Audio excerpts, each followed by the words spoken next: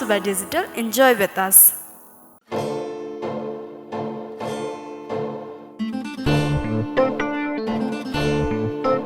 नमस्कार दर्शकवृन्द, बीएम मनोरञ्जन समाचारमा यहाँहरूलाई हार्दिक स्वागत गर्दछु। मनोरञ्जन समाचारमा मुख्य समाचारहरू। श्वेताश्री फाउन्डेसनको नाममा पैसा उठाएर त्यसको गलत प्रयोग गरेको प्रमाणित भई जुत्ताको मालासहित कालो मोसो दलेर माझी बस्ती परिक्रमा गर्न नायिका श्वेता खड्का तयार। अभिनेता पुष्प खड्का र अभिनेत्री साम्राज्ञी राज्यलक्ष्मी शाह अभिनीत चलचित्र तिम्रो मेरो साथको इन्क्ल्याब प्रेम दिवसको अवसर पारेर चलचित्र सानो संसार पुनः प्रदर्शनमा। नेप्टा अवार्डको 10औं संस्करणको उत्कृष्ट 5 मनोनयन सार्वजनिक। नायकको विधामा अनमोलदेखि खगेन्द्र लामिछानेसम्म र नायिकामा पूजादेखि दीपिकासम्म। केही दिन यताबाट नायिका, निर्माती तथा पछिल्लो समय सामाजिक कार्यमा पनि सक्रिय रहँदै आएकी नायिका श्वेता खड्काको एक समाचारले चर्चा पाइरहेको छ। त्यो हो नायिका श्वेता खड्कालाई माझी बस्ती निर्माण श्वेताश्री फाउन्डेसनको नाममा पैसा उठाएर रकम हिनामिना गरेको आरोप लाग्दै आएको समाचार। साथै उनले माझी बस्तीबाट हात झिकेको भन्ने खबरहरू पनि आइरहेको छ। यसै क्रममा उनै नायिका श्वेताले आफूमाथि लागेको यी आरोपहरूको खण्डन गर्दै सामाजिक सञ्जाल फेसबुकमा निकै लामो वक्तव्य जारी गरेकी छिन्। आफूमाथि लागेको यी आरोपहरूको खण्डन गर्दै नायिका श्वेता खड्काले जारी गरेको वक्तव्यमा भनिएको छ, माझी बस्ती यथार्थ र भ्रम। अहिलेका केही दिनहरूमा निर्माणाधीन माझी बस्ती र श्वेताश्री फाउन्डेसनलाई जोडेर केही मिडिया मार्फत भ्रामक समाचारहरू सम्प्रेषण भइरहेका छन्। श्वेताले माझी बस्तीबाट हात झिकिन् शीर्षकका ती भ्रामक समाचारहरूसँगै माझी बस्तीका केही व्यक्तिहरूसँग लिएको अन्तर्वार्तालाई एडिट गरेर एकीकृत बस्ती निर्माणको परियोजनालाई नै असर पर्ने खालका नकारात्मक सूचनाहरू सम्प्रेषित भइरहेका छन्।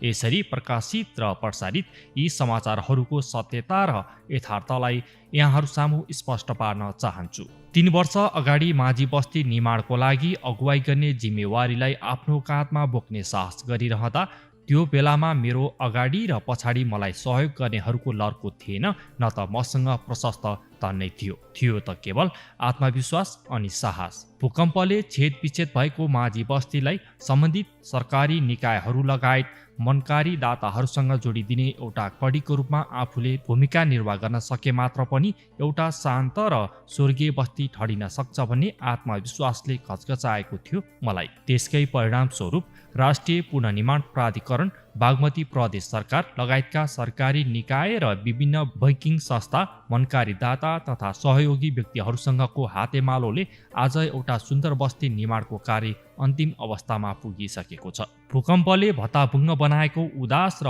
उदेकलाग्दो त्यो अवस्थाबाट एउटा सुन्दर, शान्त र मनमोहक बस्तीको रूपमा यो बस्तीले आफ्नो स्वरूप धारण गरिसक्दाको अन्तिम अवस्थामा आएर श्वेताले माझी बस्तीबाट हात उठाइन् भन्ने भ्रामक समाचार आउनु आफैमा हास्यास्पद छ। मैले यसलाई माझी बस्ती र म बीचको भावनात्मक सम्बन्धलाई चुडाल्न खोज्ने कुटिल चालको रूपमा लिएको छु। माझी बस्तीभित्रका केही व्यक्तिहरूलाई क्यामेरा अगाडि उभ्याएर श्वेताले भूकम्पबाट ढलेको बस्तीलाई उठाएर महापाप गरिन्छ भन्ने सन्देश प्रवाह गर्न खोजिनुलाई मैले अनौठो रूपमा लिएकी छैन, किनकि राम्रो भित्र नराम्रो खोतल्ने हाम्रो संस्कार नै हो। 53 घरधुरीभित्र बस्ने 322 जना जनसङ्ख्या मध्येबाट केही सीमित व्यक्तिलाई क्यामेरा अगाडि उभ्याएर मलाई दोषी साबित गर्न खोजिँदै गरेको सत्यलाई मैले बुझेको छु। माझी बस्तीभित्रै रहेर पनि बस्ती निर्माणको कार्यमा असहयोग गर्ने विभिन्न कृत्रिम समस्याहरू खडा गरेर अगुवा युवाहरूलाई हतोत्साहित गर्ने अनि टोलका सबै मान्छेले मेहनतको पसिना चुहाउँदै गर्दा इँटाको एउटा टुक्रा समेत नबोक्ने 2-4 व्यक्तिहरूलाई छानी अन्तर्वार्ता लिएर एकीकृत बस्ती विकासको कार्यलाई थकाउने, गलाउने र असफल बनाउने प्रयासहरू हुँदैछन्। यसलाई माझी टोलका अधिकांश व्यक्तिहरूले पनि राम्ररी बुझेका छन्। नपत्याए बस्ती निर्माणको काममा अहोरात्र खटिने स्थानीय युवाहरूको जमातलाई सोद्धा हुन्छ। मैले श्वेताश्री फाउन्डेसनको नाममा पैसा उठाएर विलासी जीवन बिताएको प्रतिक्रियाहरू पनि देखेको छु। तर जसले मलाई फाउन्डेसनको नाममा पैसा उठाएर त्यसको गलत प्रयोग गरेको प्रमाणित गर्छ, त्यो प्रमाणित भएकै दिन जुत्ताको मालासहित कालो मोसो दलेर माझी बस्ती परिक्रमा गर्न तयार छु। तर फाउन्डेसनले कुन तरिका र कस्तो प्रक्रियामा कार्य गरिरहेको छ त्यसको बारेमा झिनो जानकारी समेत नलिई एकलौटी रूपमा आरोप लगाउनु कतिको जायज हो। यही आरोपलाई झुटो साबित गर्नका निमित्त म यथाशीघ्र प्रेस मिट आयोजना गर्नेछु र मलाई खेद्ने, लखेट्ने र विचलित तुल्याउने खेलको सप्रमाण पर्दाफास गर्ने नै छु। हिजो माझी बस्तीले आर्थिक अभाव झेलेर निर्माणको काम रोकिँदै गर्दा चुइक्कसम्म नबोल्नेहरू अहिले मतिर फर्केर प्रश्न गर्दैछन्, तैँले त्यो बस्तीमा के योगदान गरिस्? मैले बस्ती निर्माणको काम रोकिँदै गर्दा व्यक्तिगत रकम 32 लाख दिएर काम सुचारू गरेको छु। विभिन्न दाताले घर बाहेकका पूर्वाधार निर्माणका लागि प्रदान गर्नुभएको आर्थिक सहयोगलाई पनि रिस्क लिएरै उपभोक्ता समितिको खाता मार्फत घर निर्माणकै कार्यमा उपलब्ध गराएको छु। राष्ट्रिय पुनर्निर्माण प्राधिकरण मार्फत माझी टोललाई बजेट मिलाउन प्रपोजलको फाइल बोकेर 100औं पटक सिंहदरबार धाएको छु। कयौं मिटिङ र झन्झटिलो कागजी प्रक्रिया पश्चात मात्र माझी टोलमा सहयोगहरू पुगेको हो। बस्ती निर्माणका क्रममा आएका कैयन बाधाहरूसँग नडराई अनि हरेस नखाई जुधेको छु। जीवनमा कसैसँग हात फिजाएर भिख नमाग्ने पण गरेकी मैले माझी टोलको लागि हात फैलाएको छु, सहयोगको अपिल गरेकी छु। तर आजका दिनसम्म कोही कसैलाई जोर जबरजस्ती गरेर सहयोग दिन लगाएकी छैन। मैले दाताहरूलाई मेरो फाउन्डेसनको खातामा पैसा आउनुपर्छ भनेर कहिले भनेकी छैन। माझी टोलकै उपभोक्ता समिति मार्फत डाइरेक्ट सहयोग गर्न अपिल गरेको छु। विश्वास छैन भने स्थानीय उपभोक्ताहरूको बैंक खाता र हाम्रो बैंक खाता केलाएर हेर्दा हुन्छ। हाम्रो खातामा लाखौं कारोबार भएको देखिएला, तर उपभोक्ता समितिको खातामा करोडौंको कारोबार भएको देखिन्छ। यो परियोजना माझी टोललाई जबरजस्ती लादिएको परियोजना होइन भन्ने बुझ्नलाई स्थानीय उपभोक्ता समितिसँग भलाकुसारी गर्नु पर्ने हुन्छ।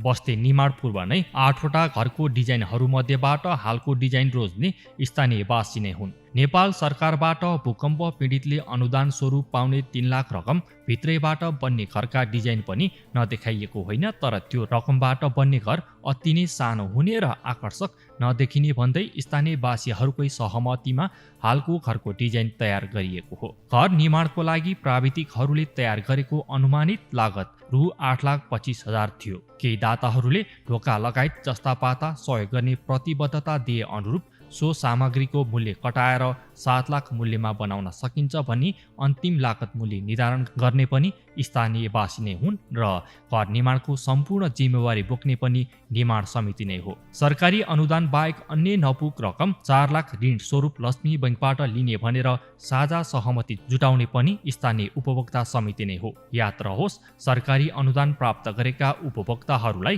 घर निर्माणको कार्यमा कुनै पनि संस्थाले आर्थिक सहयोग गर्न नपाउने प्रावधान छ। अतः यही प्रावधानलाई मध्यनजर गरी घर निर्माणको कार्यमा फाउन्डेसनको तर्फबाट जग्गा सम्याउने, प्राविधिक सहयोग गर्ने लगायत निर्माणको लागि आवश्यक इक्विपमेन्ट तथा औजारहरू सहयोग गर्ने पनि पूर्व सहमति भएकै हो। घर बाहेकका नयाँ पूर्वाधारहरू जस्तै बाटो, नाला, सामुदायिक भवन, बाल बगैँचा, स्वागतद्वार, वाटर फाउन्टेन र सेफ्टी ट्याङ्की निर्माणको कार्यमा पनि स्थानीय जनताको आर्थिक सहयोग नलाग्ने गरी श्वेताश्री फाउन्डेसनले विभिन्न निकायहरूसँग आवश्यक समन्वय गर्दै स्रोत जुटाउने भन्ने कुरामा सहमति जुटेको हो। आजका दिनसम्म पनि सोही सहमति अनुसार कार्य भएकै छ।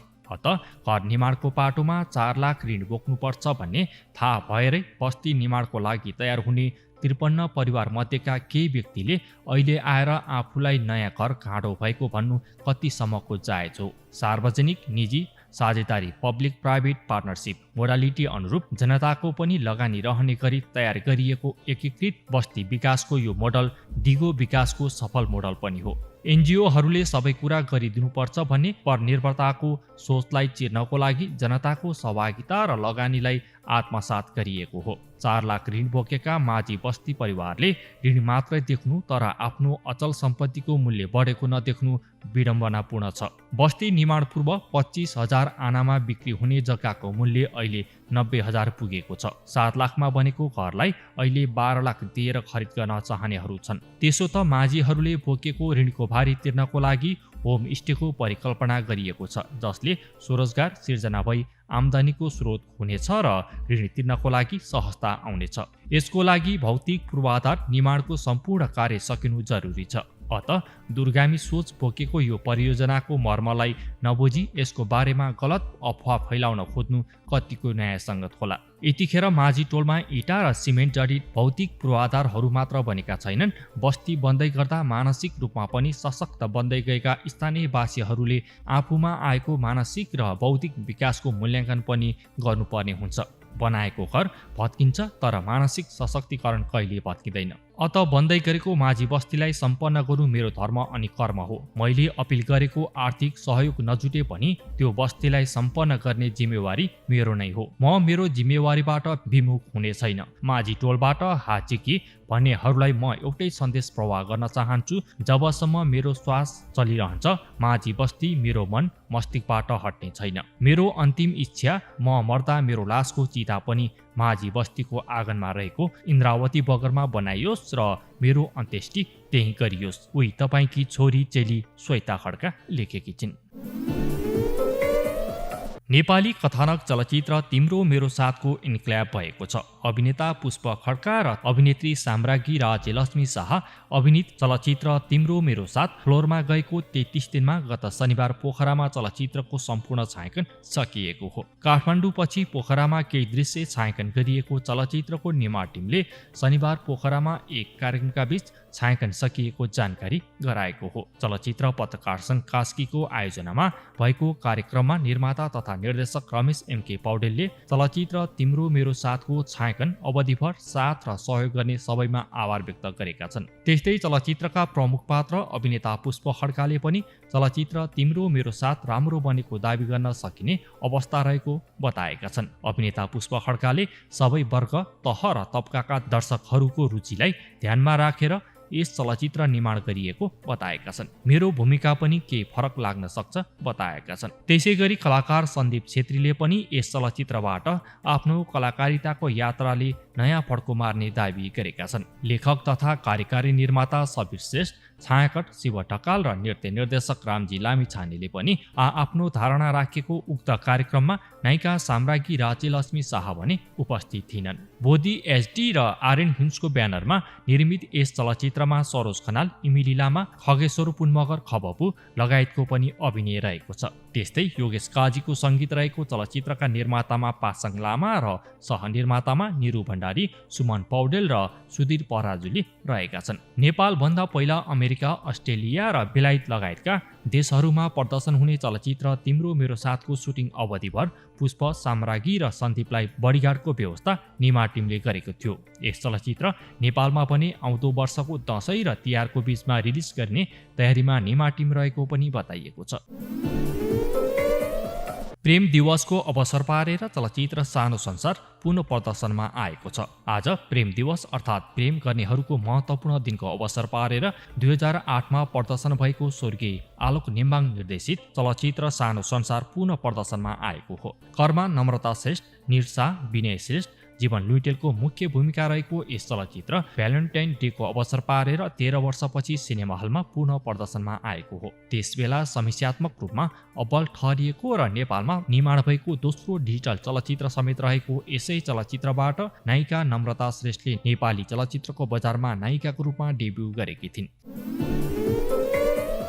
शनिबार काठमाडौँ स्थित 5 तारे होटल सोल्टीमा एक कार्यक्रमका बीच नेप्टा अवार्डको 10औं संस्करणको उत्कृष्ट 5 मनोनयन सार्वजनिक गरिएको छ। सार्वजनिक गरिएको मनोनयनमा उत्कृष्ट नायकको विधामा चलचित्र ए मेरो हजुर 3बाट अनमोल केसी, चलचित्र हरि र प्रसादबाट विपिन कार्की, रोमियो एन्ड मुनाबाट विनय श्रेष्ठ र चलचित्र डमरुको डन्डी बियोबाट खगेन्द्र लामिछाने परेका छन्। त्यस्तै उत्कृष्ट नायिकाको विधामा रामकहानीबाट पूजा शर्मा, छक्का पञ्जा 3बाट दीपिका पर्साई, प्रसादबाट नम्रता श्रेष्ठ, रोमियो एन्ड मुनाबाट सृष्टि श्रेष्ठ र साइलीबाट मेनुका प्रधान उत्कृष्ट 5मा पर्न सफल भएका छन्। यही फागुन 29 गते 26 विधामा बाँडिने अवार्डको उत्कृष्ट फिल्मतर्फ भने प्रसाद, रोमियो एन्ड मुना, हरि, कथा काठमाडौँ र छक्का पञ्जा 3 प्रतिस्पर्धामा रहेका छन्। ड्रिम हाई नेपालको व्यवस्थापनमा होटल सोल्टीमा नै आयोजना हुन लागेको नेप्टा अवार्डको 10औं संस्करणको मनोनयनमा प्रसाद सर्वाधिक 13 विधामा, ए मेरो हजुर 3 11, छक्का पञ्जा 3 10 र हरि 8 विधामा मनोनितमा पर्न सफल भएका छन्। अवार्डको मनोनयनमा परेका चलचित्र कर्मीलाई शनिबार नेपाली काङ्ग्रेसका प्रवक्ता विश्वप्रकाश शर्माले प्रमाणपत्र हस्तान्तरण गरेका थिए।